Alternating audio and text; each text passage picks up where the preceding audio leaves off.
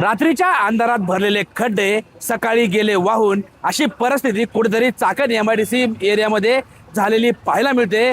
कारण गेले अनेक दिवसांपासून चाकण एमआयडीसी एरिया जो आहे हा रस्त्यांच्या खड्ड्यांमुळे, रस्त्यांच्या झालेल्या चाळणीमुळे आणि नित्याच्या होणाऱ्या वाहतूक कोंडीमुळे कुठेतरी परिस्थितीच्या झोतात आलाय। या भागातील जे रहिवासी आहेत, उद्योजक आहेत, नागरिक आहेत आणि कामगार आहेत, हे सर्व कामगार या ठिकाणी पडलेल्या खड्ड्यांना अक्षरशः वैतागले आहेत। आणि याच पार्श्वभूमीवरती चाकणमधील काही लघु उद्योजकांनी जे आहे चाकण एमआयडीसी सोडण्याची घोषणा केली होती। त्यानंतर खरं तर या ठिकाणी राजकारण तापलंय आणि त्याच पार्श्वभूमीवरती राज्याचे सहकार मंत्री जे आहेत उदय सामंत हे आज या ठिकाणी चाकण एमआयडीसी परिसराचा दौरा करणार आहेत। आणि त्याच पार्श्वभूमीवरती राज्याचे उद्योगमंत्री येणार म्हणून चाकण परिसरामध्ये जे आहे रात्रीच्या अंधारामध्ये या ठिकाणी रस्त्याचे खड्डे भरण्याचं काम या ठिकाणी सुरू करण्यात आलंय।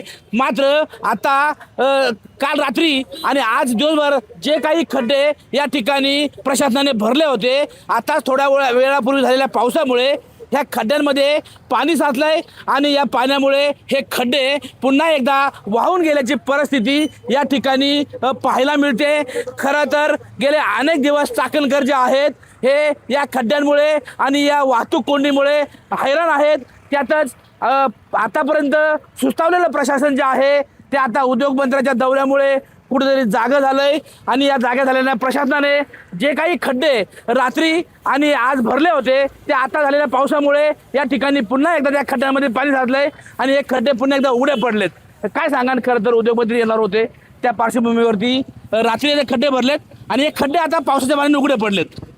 रस्त्यात खड्डे का खड्ड्यात रस्ते हेच काही कळत नाहीये। उद्योगमंत्री येताना रात्रीतून त्यांनी 200-300 हायवा खाली केले, रस्ता केला, थोडासा पाऊस झाला सगळा वाहून गेला। नकली सरकारचा नकली कारभार बघा। अहो किती लोकांचे जीव घेणार अजून तुम्ही। आज उद्योगधंदे एवढी मोठी एमआयडीसी असताना सुद्धा आज लोकांना एवढा त्रास होतोय, एवढे अपघात होत आहेत, एवढे लोक मेलायत, तरी सरकारला जाग येत नाहीये। आज तरी उद्योगमंत्र्यांनी काहीतरी ठोक निर्णय घ्यावा आणि एमआयडीसी वाचवा, अन्यथा शेतकरी उपासमारीची वेळ येणार आहे आणि ते सर्व नागरिक खूप त्रस्त आहेत।